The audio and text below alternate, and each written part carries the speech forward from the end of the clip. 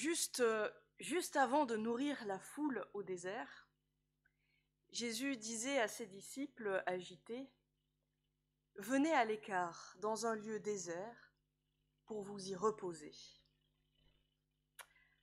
Bienvenue à toutes et à tous pour ce temps de culte. À chaque fois, à nouveau, le culte, c'est peut-être ce temps de désert, ce temps où on est invité à se vider de tout ce qui nous encombre, de tout ce qui fait déborder nos vies.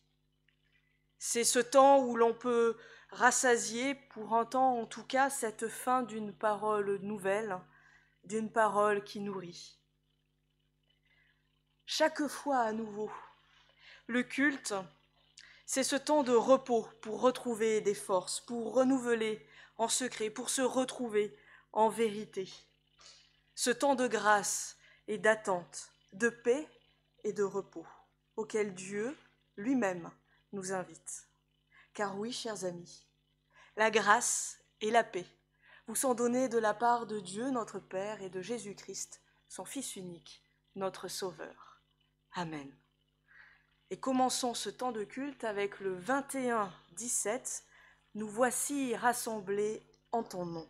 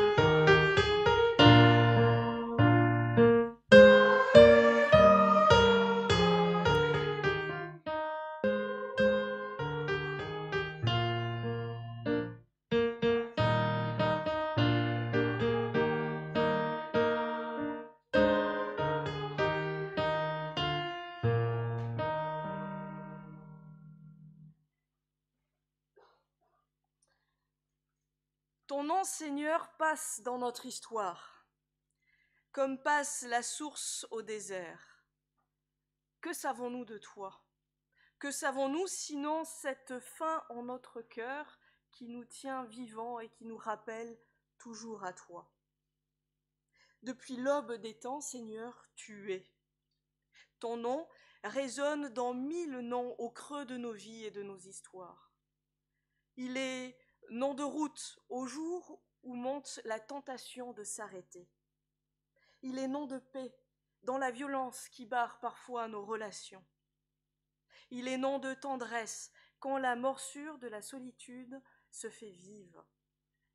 Il est nom de confiance aux nuits où l'aube, où l'angoisse déborde. Il est nom de vérité quand tout semble ne servir à rien. Il est nom d'aventure et d'avenir quand demain se dérobe. Depuis l'aube des temps, Seigneur, tu es. Et ton nom chaque jour nous invente un chemin. Au silence de nos cœurs, viens encore souffler un nom nouveau pour aujourd'hui et pour demain. Amen. Et continuons la louange avec le psaume 105. Bénissez Dieu, louez sans cesse. Les strophes 1, 2 et 3 du psaume 105.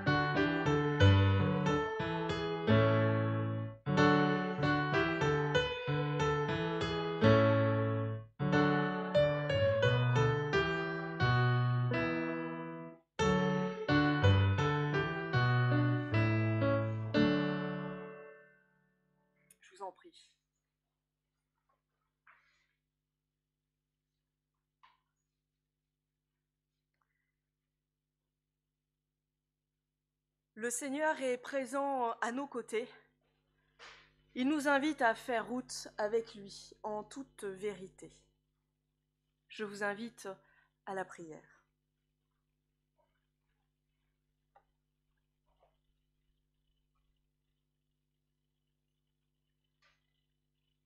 Il y a des jours où les paroles dépassent la pensée et laissent de profondes blessures.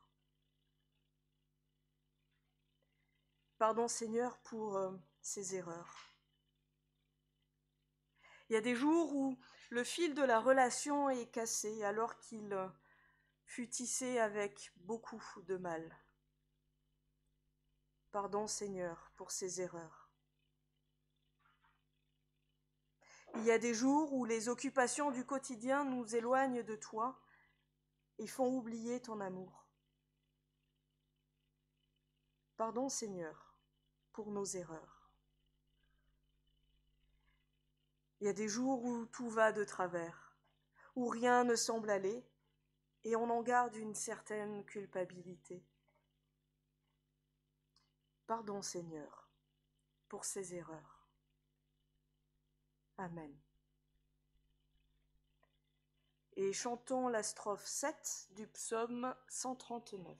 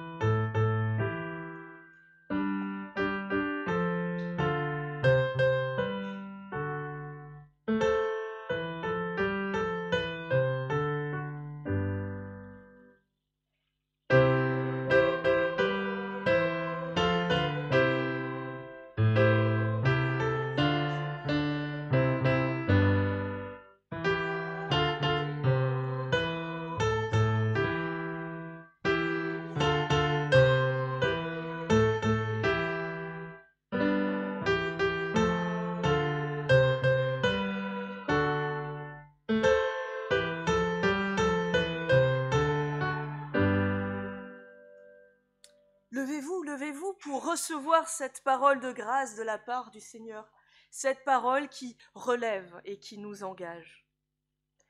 Car quand notre cœur nous condamne, Dieu est bien plus grand que notre cœur.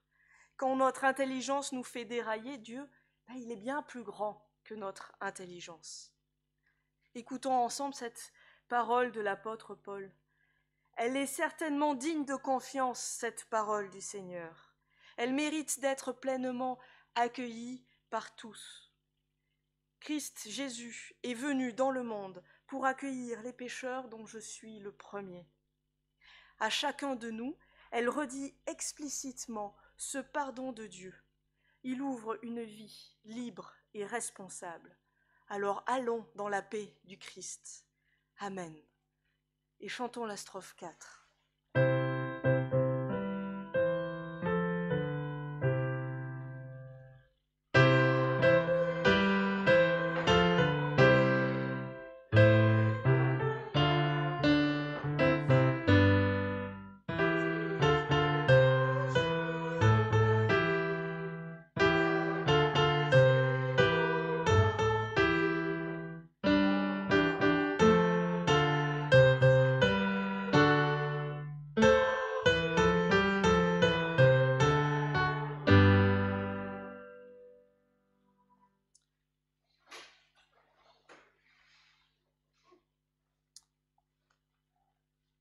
Avant d'ouvrir les Écritures, je vous invite à la prière.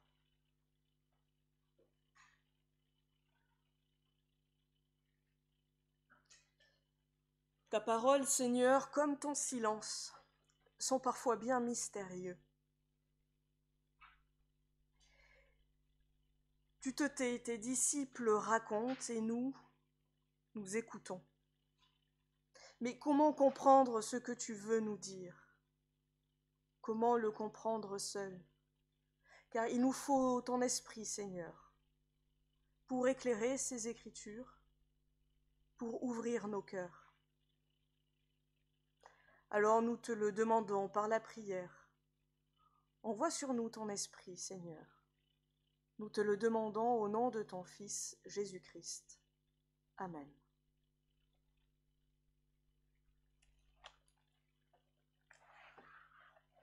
Michel, je t'en prie.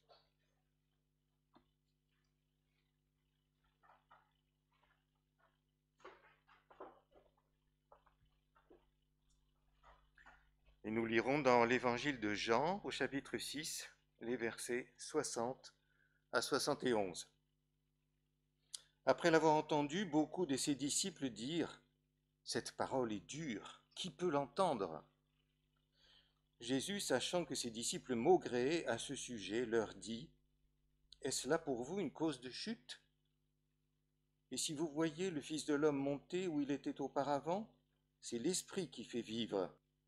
La chair ne sert de rien. Les paroles que moi je vous ai dites sont esprit et sont vie. Mais il en est parmi vous quelques-uns qui ne croient pas. » Car Jésus savait depuis le commencement qui étaient ceux qui ne croyaient pas et qui était celui qui le livrerait. Et il disait : « C'est pourquoi je vous ai dit que personne ne peut venir à moi si cela ne lui est donné par le Père. » Dès lors, beaucoup de ses disciples s'en retournèrent, ils ne marchaient plus avec lui. Jésus dit donc aux 12 : « Et vous, voulez-vous aussi vous en aller ? » Simon-Pierre lui répondit : « Seigneur, à qui irions-nous ? Tu as les paroles de vie éternelle. Nous sommes convaincus, nous savons que c'est toi qui es le Saint de Dieu. » Jésus leur répondit : « N'est-ce pas moi qui vous ai choisis, vous, les 12 ?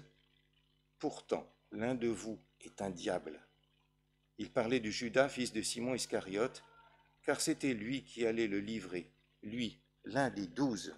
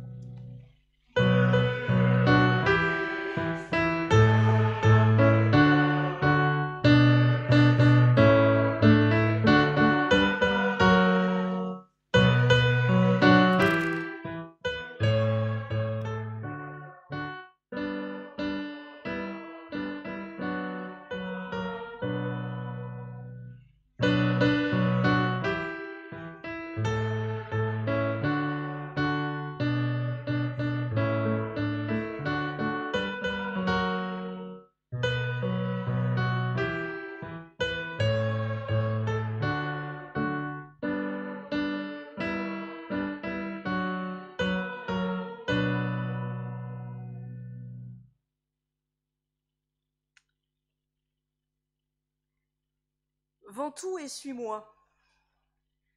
Je ne suis pas venu apporter la paix, mais le glaive. Celui qui mange ma chair et boit mon sang a la vie éternelle. Si quelqu'un vous frappe, tendez l'autre joue. Si ton œil est cause de chute, arrache-le.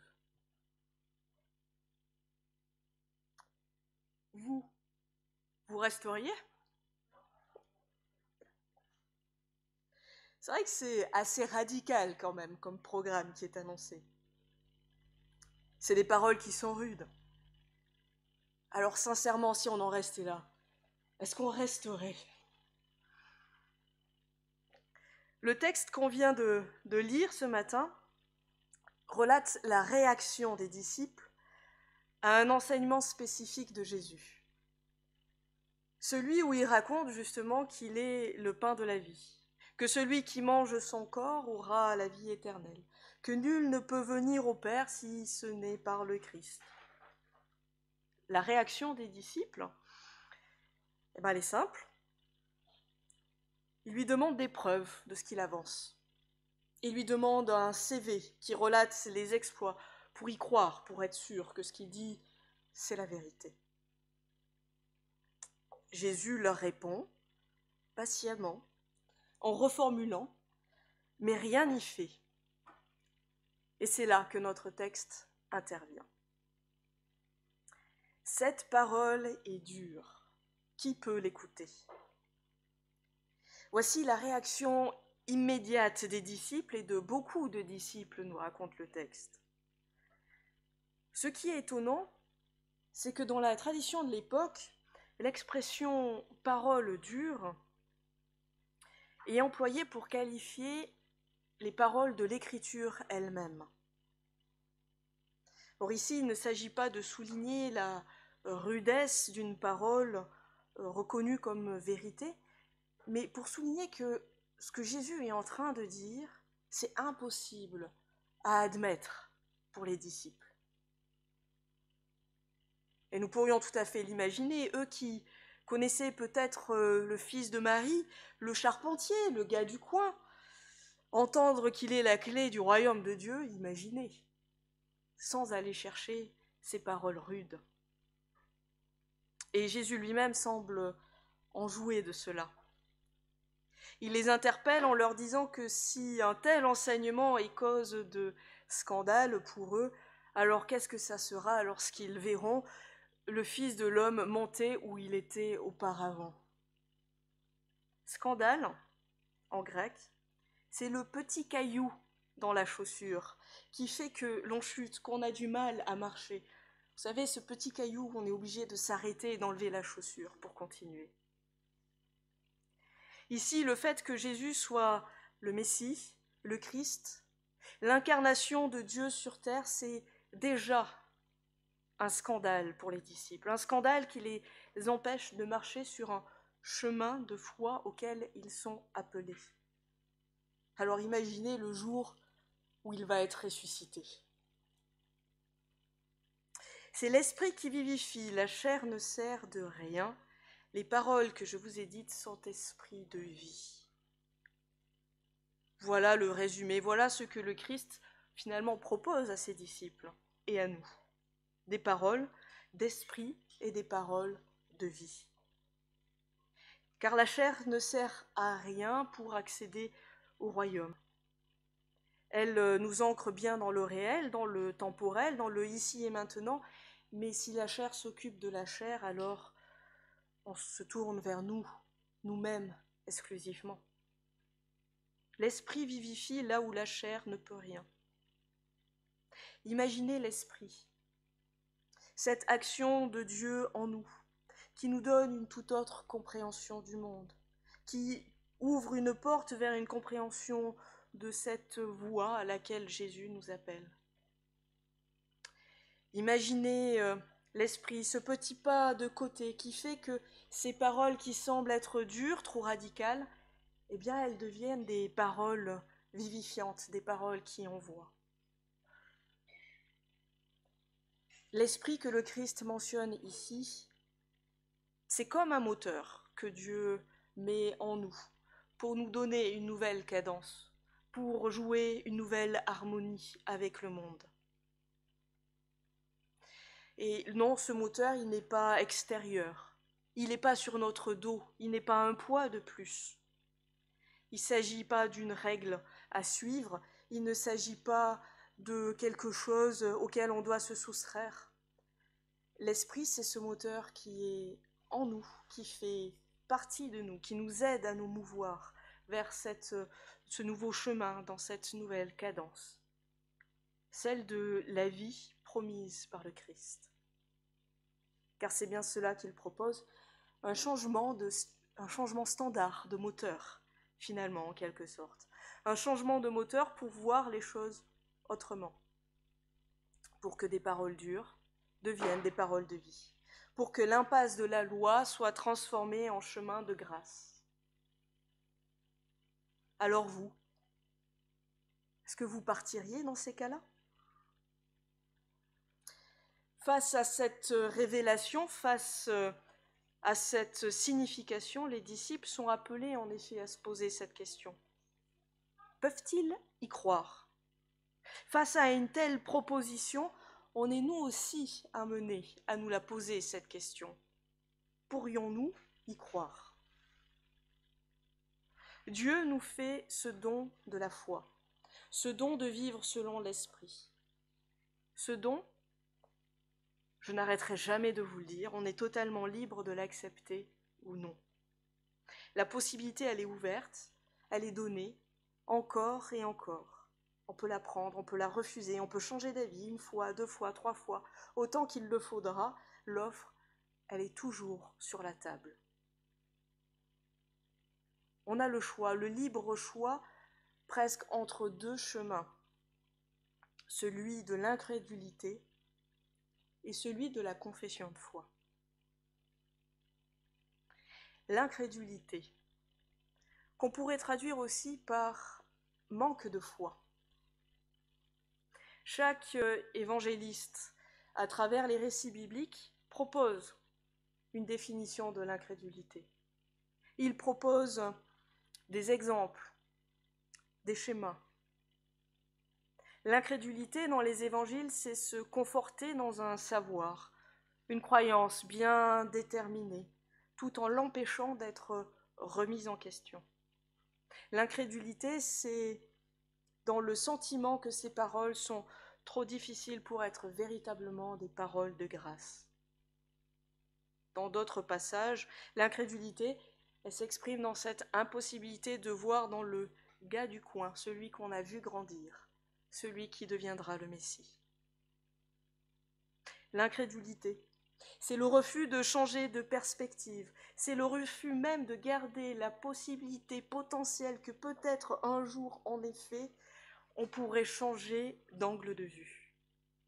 C'est de ne pas être à l'écoute. C'est le refus systématique d'imaginer que l'impossible puisse se réaliser.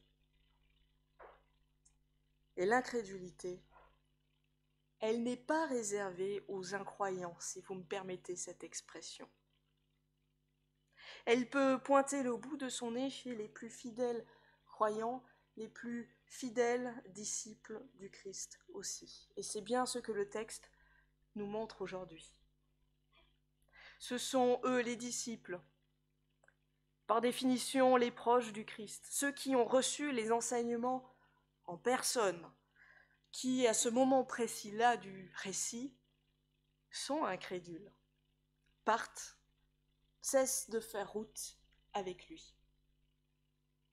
Et si je peux reprendre ce que le texte souligne à la fin du passage, parmi le cercle le plus proche du Christ, Judas lui-même fait preuve d'incrédulité en le livrant. Il était un croyant, il était même un fameux croyant, peut-être trop croyant sans doute, car il était sûr que Jésus se révélerait lorsqu'il serait livré. Mais sa croyance était mal placée. Car non, Jésus n'était pas cet homme ayant pour but de renverser le pouvoir politique. L'incrédulité a frappé là, au cœur de Judas. Jésus était un Messie, oui, mais d'une toute autre nature. L'incrédulité, cette croyance mal placée. C'est une réponse humaine. Et finalement, bien souvent, c'est la réponse que nous avons face au cadeau de Dieu, à son témoignage, à travers cette incarnation, cette résurrection, à travers ce que Dieu nous invite à vivre chaque jour. Et jamais, au grand jamais, Dieu nous en tient rigueur. C'est ça qui est fou. Il nous en tient jamais rigueur de cette incrédulité, de ces manques de foi. Il est toujours là, comme le Père qui accueille ce fils prodigue à son retour. Il est toujours là et il nous accueille avec amour, joie et festivité. Le second chemin. La plupart d'entre nous, peut-être, l'ont déjà emprunté au moins une fois, si on est là. C'est celui de la confession de foi. Au discours du Christ, « Je suis le pain de la vie éternelle », on peut répondre « Oui, tu es ». Au don de la foi que le Seigneur offre aux disciples, Simon-Pierre répond justement par cette confession de foi. Seigneur, à qui irions-nous? Tu as des paroles de vie éternelle et nous avons cru, nous avons connu que tu es le Saint de Dieu. Alors il y a débat, mais j'aime bien ce débat-là sur cette confession de foi de Simon-Pierre. Parce que certains exégètes disent qu'elle ne peut pas être complète, puisque Simon-Pierre n'a pas fait l'expérience de cette résurrection du Christ. Mais je trouve que justement, c'est là ce qui est beau. C'est qu'il formule une confession de foi qui ne cessera jamais d'évoluer. Et peu importe si elle est complète ou non, l'important c'est que le chemin a commencé. Car oui, les disciples n'en sont qu'au début de leur péripétie avec le Messie, et pourtant déjà, Jésus, quand il leur propose de partir, ils restent et ils répondent pas en jeu, ils répondent en nous. Oui, ils sont plus seuls sur le chemin. Ils sont avec Jésus, soit, mais ils sont ensemble, en communauté, avec le Christ. Pierre retourne d'ailleurs la question à Jésus en lui disant « Mais à qui irions-nous » Il n'est plus question d'un lieu à atteindre, d'un état à être, mais plutôt d'une personne vers laquelle on est appelé à se tourner. La personne du Christ, cette parole de Dieu vivante. Et l'on s'y retourne pas seul, mais ensemble, en groupe, en communauté. Et c'est là une des définitions de l'Église dans le protestantisme. Là où est prêchée et écoutée la parole du Christ. Alors à qui irions-nous? Tu as des paroles de vie éternelle, oui, des paroles, pas des règles, pas une éthique, pas une liste de choses à faire, des paroles, celles liées à Dieu. C'est le discours, c'est l'idée, c'est l'esprit de ce qui est dit, et non les mots en particulier qui sont importants. Le grec emploie d'ailleurs le terme de rhémata, qui veut dire les paroles intelligibles, le discours qui est construit. La vie éternelle, elle est donnée à celui qui cherche et qui écoute. Où irions-nous ? Demande Pierre. Car l'être humain va, et nous allons là où se trouve la vie. Alors, où irions-nous si ce n'est sur le chemin qui, justement, nous donne la vie, nous relève et nous relance ? Et Pierre ne s'arrête pas là. Nous avons cru et nous avons connu. Sa confession de foi nous livre ici celle bien d'une marche. Croire se concrétise par une connaissance, pas au sens scientifique du terme, pas un savoir qui est démontré, mais une connaissance comme l'on connaît une personne, une connaissance comme lorsqu'on expérimente une relation avec ce tout autre. Cette connaissance, elle engage l'existence de celui ou celle qui, justement, prononce cette simple confession de foi. Oui, tu es. Elle n'est pas notre production, elle est ce qui nous était donné de vivre, d'expérimenter, puis de formuler et de transmettre. Dieu nous offre la possibilité de vivre en esprit, de changer de moteur de fonctionnement. L'accepter, on le peut autant que le refuser. Et comme le dit Simon-Pierre, en acceptant de le vivre, les choses changent. Nous avons cru, nous avons connu. Les choses ne seront plus jamais comme avant. Alors, chers amis, aujourd'hui c'est le premier dimanche du temps de Carême. Ce temps qui nous invite à prendre le temps pour nous, pour réfléchir à notre lien avec Dieu, pour retrouver les dons de la grâce dans nos vies qu'on avait perdus de vue. Ce temps, c'est un temps de préparation à la Pâque à venir. C'est un temps pour prendre le temps de se poser la question, de réfléchir pendant ces 40 jours avant la fête du Christ ressuscité. ce que cela veut dire pour chacun et chacune d'entre nous. Christ est ressuscité, il est vraiment ressuscité pour moi.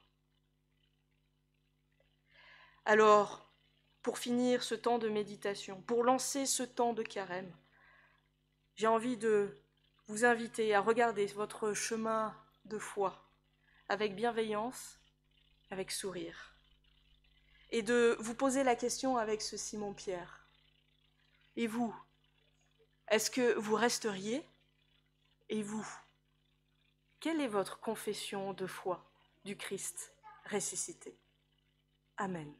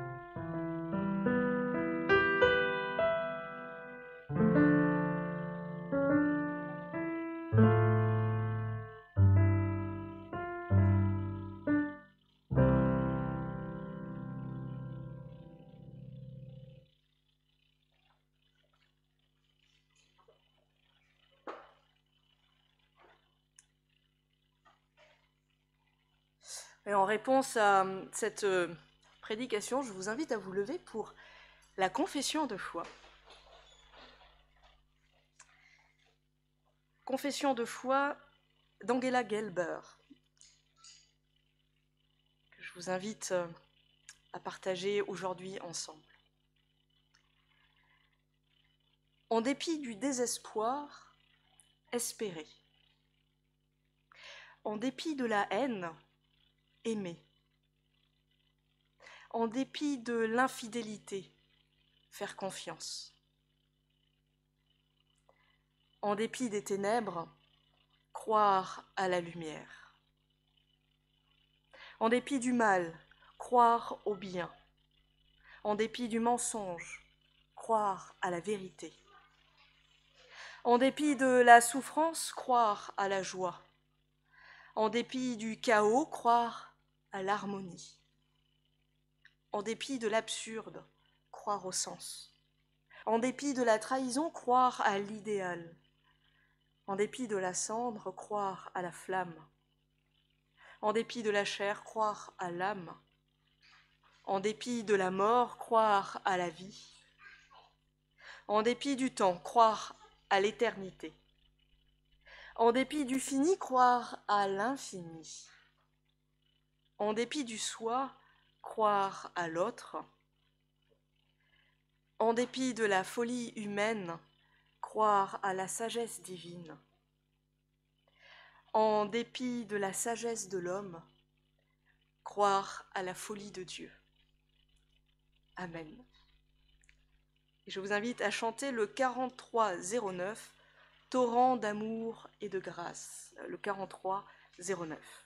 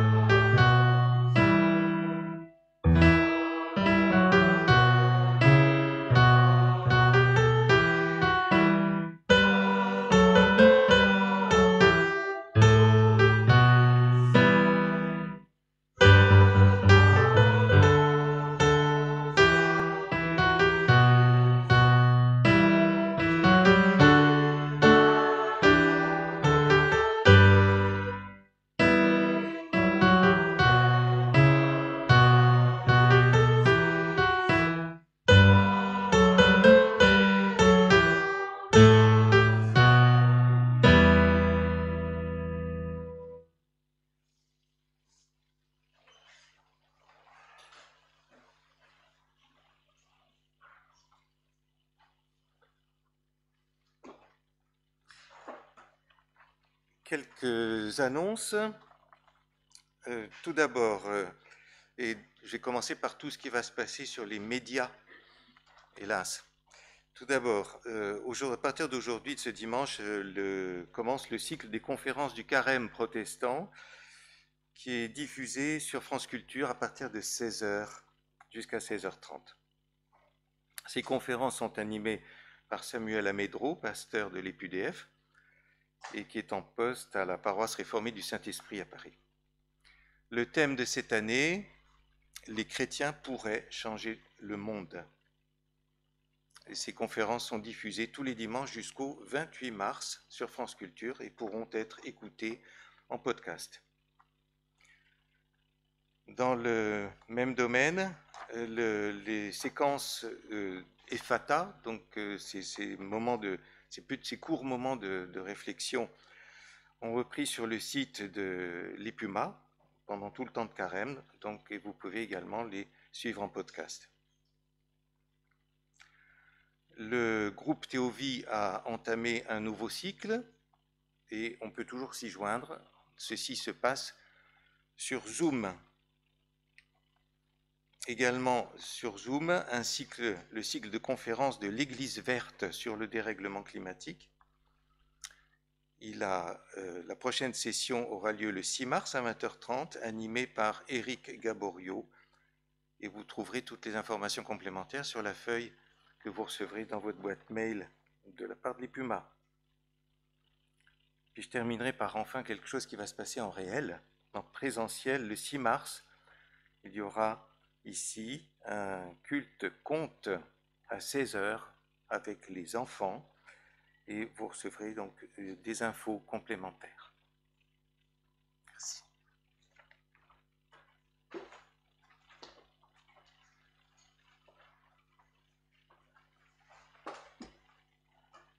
Merci Michel, merci Éric pour la musique. Voici venu le temps de l'offrande, le temps de sortir les porte-monnaies, non pas, comment dire, pour gagner son ciel, non, pour remercier le Seigneur, pour permettre à l'Église d'avoir des bâtiments, de l'électricité, du matériel, des instruments, de pouvoir enregistrer pour diffuser les cultes, pour ceux qui ne peuvent pas nous rejoindre physiquement ici. Merci pour tous vos dons.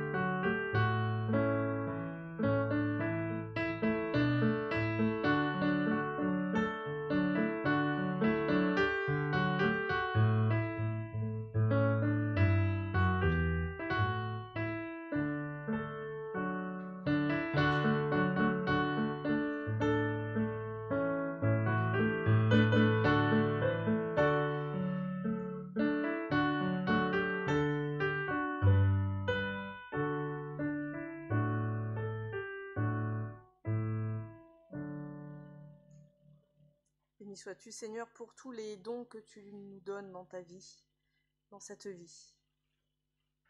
Nous te remettons cette offrande, accepte-la, Seigneur, nous la mettons au service de ton Église pour continuer à annoncer cette parole de vie et de grâce.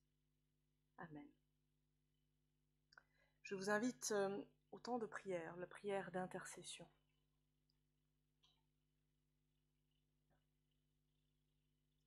Unis les uns aux autres par ton amour, Seigneur, nous intercédons maintenant les uns pour les autres. Nous te prions pour ceux qui souffrent, pour les victimes de la guerre et de l'injustice des humains, pour les victimes des catastrophes et des pandémies, pour ceux qui ont faim ou qui ont froid, pour ceux qui pleurent et qui ne trouvent pas de consolation, pour ceux qui ont la conscience trop chargée, qui ne trouvent pas de libération, pour ceux qui te cherchent, peut-être sans même avoir trouvé le nom, pour tous ces êtres qui te sont chers, pour tous ceux qui nous sont aussi chers et que nous te nommons dans le secret de nos cœurs.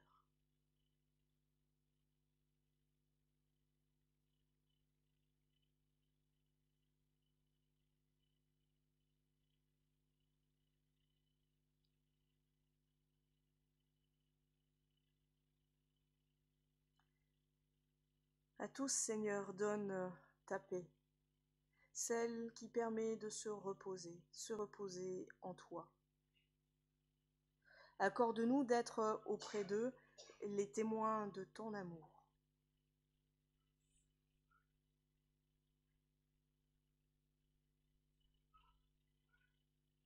Et comme la liste serait bien trop longue, Seigneur, pour toutes nos prières, nous récapitulons tout dans celle que ton Fils nous a enseignée.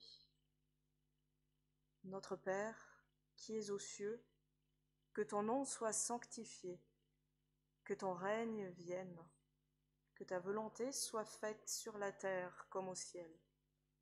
Donne-nous aujourd'hui notre pain de ce jour. Pardonne-nous nos offenses, comme nous pardonnons aussi à ceux qui nous ont offensés.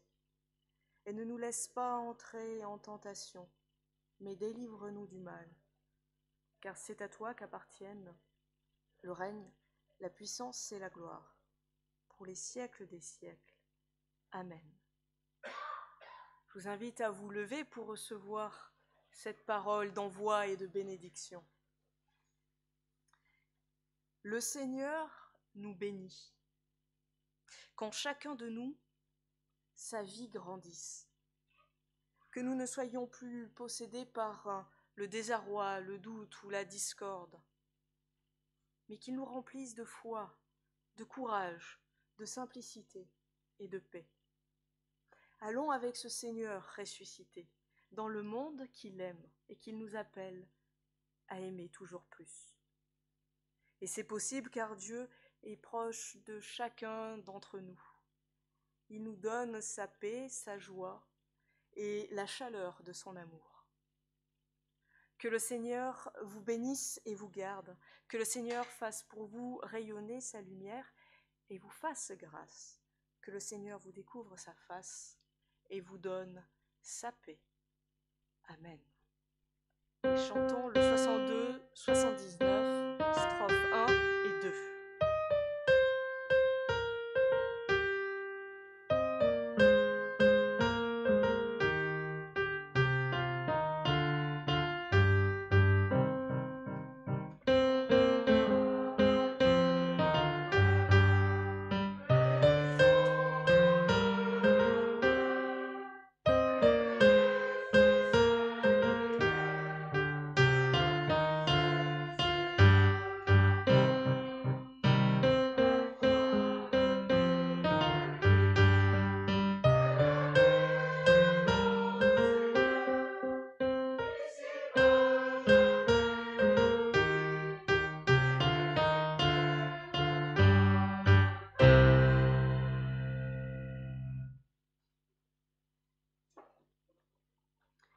Et bon dimanche!